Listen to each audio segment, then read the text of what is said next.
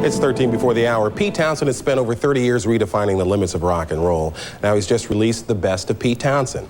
It draws together solo material released between 1972 and 1993. It's a collection that he feels is not very different from his work with The Who. The pressure after '82, when I left the band, was slightly different, but you know, I only made 3 solo albums after I left The Who. They were all very severely contained within concept stories.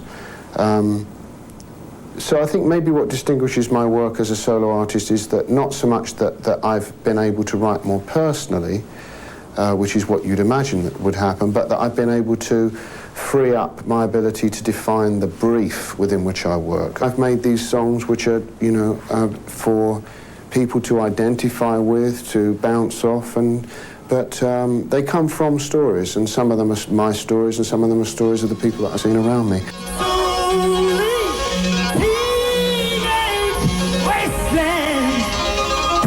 And the Who story was very much that. You know, we started in a neighbourhood, and we wrote for those kids in that neighbourhood. We eventually lost touch with the kids in the neighbourhood, needless to say.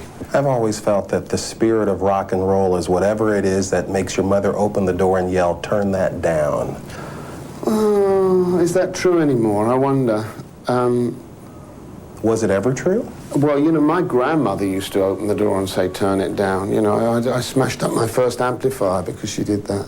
What do you think the spirit of rock and roll is? You know, I think it's higher than that. I think it's higher than rebellion. I think it's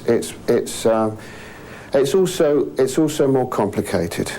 I actually think that without getting too kind of pompous about it, you know, because I think it's difficult to reduce to a few catchphrases. It's not difficult. To some extent, the music is the catchphrases that we use, you know. Born to be wild, hope I die before I get old, I can't get no satisfaction. Peter Townshend, as a young man, could see the Peter Townshend who's sitting right here. You look almost like a banker, a businessman. What would he think about this gentleman sitting here? He'd think, where did he get that fantastic suit? What I was going to say, you were an angry young man. You were known for being that. Are you still angry? I don't know that I was exactly an angry young man. I think that what was actually happening in those early days was that anger was a component of the music. Commitment and passion are probably more important. And when you temper anger with commitment and passion, it has some kind of value. When people at your shows, they can come up and they can touch a rock star, they can touch Pete Townshend, and they look you in the eye and they say, "I want to do what you do, I want to be who you are." What advice do you give them? What I'd say to those people is be careful, because it can really hurt.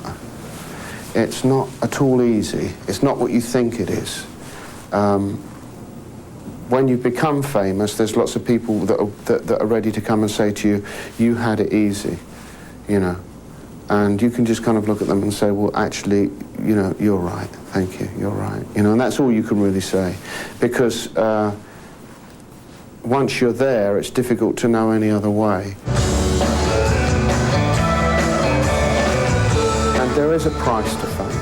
You know, there's a price with relationships where, you know, your family and your friends don't know who you are. You don't know how to explain to them who you are. And things change under you, things change around you. Your fans' relationship with you often stays the same, so you start to regard your fans as being more important to you than perhaps they really are, or that they're view. So it's a confusing place to be. Enter into that world very, very carefully, because it's not like anything. It's not. Pete Townshend, 9 until the hour. We'll be right back.